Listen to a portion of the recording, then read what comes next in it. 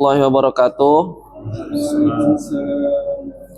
Alhamdulillahirabbil alamin. Segala puji bagi Allah yang telah memberikan pada kita berbagai macam nikmat kesehatan, kesempatan, keimanan, sehingga kita masih bisa melaksanakan salat asar berjamaah di Mushola Al-Fatih tercinta ini.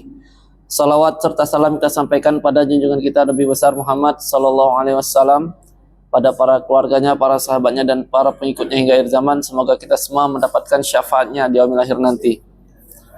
Melanjutkan pembacaan materi pengajian setahun, bab larangan berlebihan dalam memuji seseorang.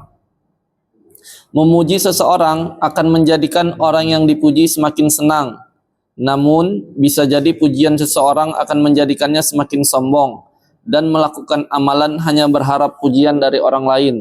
Dan hal ini akan membinasakannya. Diriwayatkan oleh Abu Bakrah radhiyallahu an, dia berkata, ada seseorang yang memuji orang lain di dekat Nabi sallallahu alaihi wasallam. Lalu Rasulullah bersabda, celakalah engkau telah memotong leher temanmu. Engkau telah memotong leher temanmu hingga beberapa kali. Jika salah seorang dari kalian harus tidak memuji temannya, hendaklah ia mengucapkan, aku mengira fulan seperti itu dan Allah yang menilainya, dan aku tidak mensucikan seorang pun atas Allah. Aku mengiranya bila ia mengetahuinya seperti ini dan seperti itu. Hadis riwayat Bukhari dan Muslim.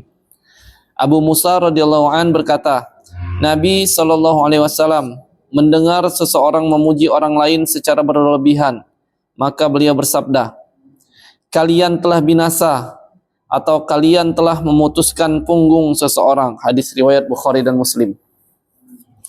Maka dari itu Rasulullah sallallahu alaihi wasallam memerintahkan untuk menaburkan tanah di muka orang yang memuji orang lain. Diriwayatkan dari Miqdad radhiyallahu an, ia berkata, Rasulullah sallallahu alaihi wasallam memerintahkan kami untuk menaburkan tanah di muka orang yang memuji-muji. Hadis riwayat Muslim. Rasulullah sallallahu alaihi wasallam melarang berlebih-lebihan dalam memuji dan menyanjung seseorang karena bisa menyebabkan fitnah bagi orang yang dipuji. Beliau juga memberikan petunjuk untuk tidak memastikan sebuah pujian karena kita tidak tahu yang sebenarnya dan hanya mengetahui yang tampak dari luar saja. Bahkan Rasulullah sallallahu alaihi wasallam memerintahkan untuk menaburkan tanah ke wajah orang yang berlebih-lebihan dalam memuji dan menjadikannya sebagai kebiasaan.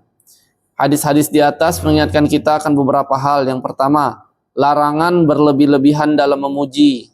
Yang kedua, bagi seseorang yang memuji, ketika dia memuji apa yang nampak baginya, hendaknya disambung dengan perkataan, aku mengira fulan seperti itu dan Allah yang menilainya. Dan yang ketiga, perintah untuk menaburkan tanah ke wajah orang yang gemar memuji-muji. Alhamdulillah, demikianlah pembacaan materi pengajian setahun hari ini. Semoga bisa menjadi ilmu dan amal bagi kita semua.